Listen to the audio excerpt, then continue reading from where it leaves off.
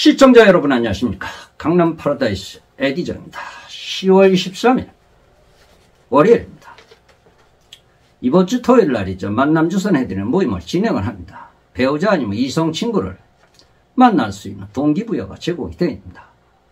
일요일이죠. 이번 주 일요일 남이섬 관광여행을 한다고 말씀을 드렸습니다. 오늘 여성분들이 예약을 많이 하셨습니다. 지금 현재는 27명 정도가 예약을 하신 것 같습니다.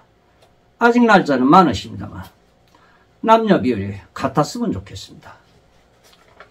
좋은 여행, 또 뜻 있는 그런 여행이 되셨으면 하는 바람입니다. 금년에는 마지막으로 저희가 행사를 하는 여행입니다.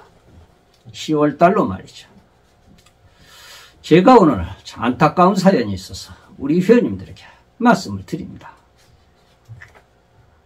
어느 남성 회원이 며칠 전에 가입을 하셨습니다. 그런데 재직증명서까지 이렇게 첨부해가지고 저한테 보내주셨습니다. 한양대학교 교수라고 말이죠. 그래서 제가 한양대학교 하면 많은 우리 선후배들이 그쪽에서 교수직으로 근무를 하고 계신 선배도 계시고 후배들도 있는데 그렇다고 내가 쪽팔리게 그걸 물어볼 수도 없고 아 그러냐 그랬죠. 근데 예전에 가입했던 우리 여성위원이 계시죠. 오라버니 하는 여성위원이죠. 근데 그 여성위원도 교수로 알고 있는데 살고 있는 곳은 청담동으로 알고 있습니다. 그래서 이런 교수가 있는데 한번 만나보겠느냐 그랬더니 만나보겠다고. 그래서 개별적으로 이렇게 만남을 갖고 왔는데 그런데 뭔가 이상하다고. 그래서 내가 그랬죠. 잘 만나고 와가지고 뭐가 이상하다고 그러지. 이상하다면 네가 이상하다. 니도 교수라고 그랬는데 너는 재직증명서 보내지 않았느냐고. 어디 학교인지 정확히 나한테 말씀을 좀 해보라고. 그랬더니 말이죠. 오라버니 나는 한양대학교에서 음대에서 교수를 하고 있다고. 그렇게 얘기를 하더군요.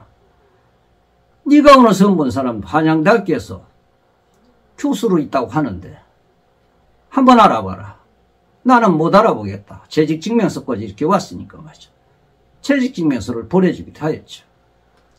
그랬더니 이리저리 알아보고 그런 사람이 없는 것 같은데 내일 가서 업무간지 어딘가 가가지고 알아보겠느라고 그러더군요. 그러더니 어떤 사람과 연락이 됐는데 그런 사람이 없다고. 결국은 가짜입니다. 가짜. 이 그리스어로 말이죠.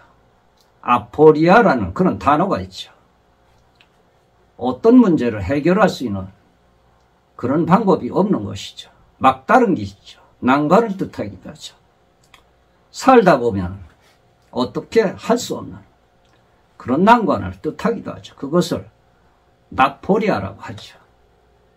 바로 이 남자는 바로 그런 사람에 속합니다. 막막한 벽 앞에 서 있는 것이죠. 이것을 말이죠. 공문서이죠. 사면서이죠. 법적인 처벌을 받을 수 있습니다. 비록 사기친 건 없지만 교수라고 하면서 선을 봤다는 것. 그것 자체가 사기죠. 재직증명서, 사문서 위조, 또 공문서 위조도 될 수도 있죠. 참 위험한 사람입니다. 위험한 사람.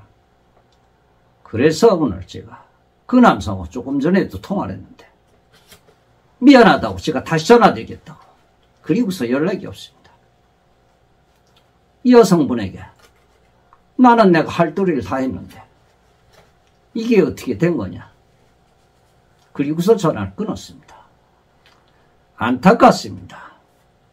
참 이런 일이 있습니다. 이런 일, 해결이 곤란한 그런 상황을 아포리아라고 합니다만 이 사람은 지금 그런 상황이 있습니다. 놀라운 발전의 기회라는 것을 노력을 해야 되겠죠. 그런데 지금 디지털 시대 살면서 교수다, 무슨 강사다.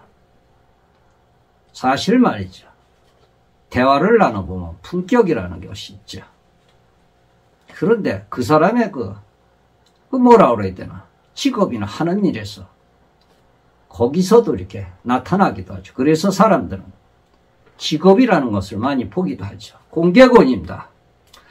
남성분이십니다. 지금 여성분이십니다. 여성분 개인 사업이신데 64세인데 이분은 키도 크시고 늘씬하시고 예쁘십니다.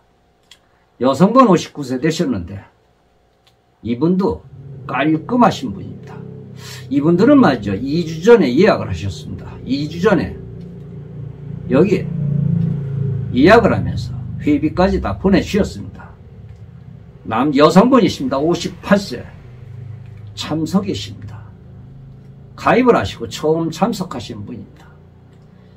그리고 여성분 67세 되셨습니다. 이분은 말이죠.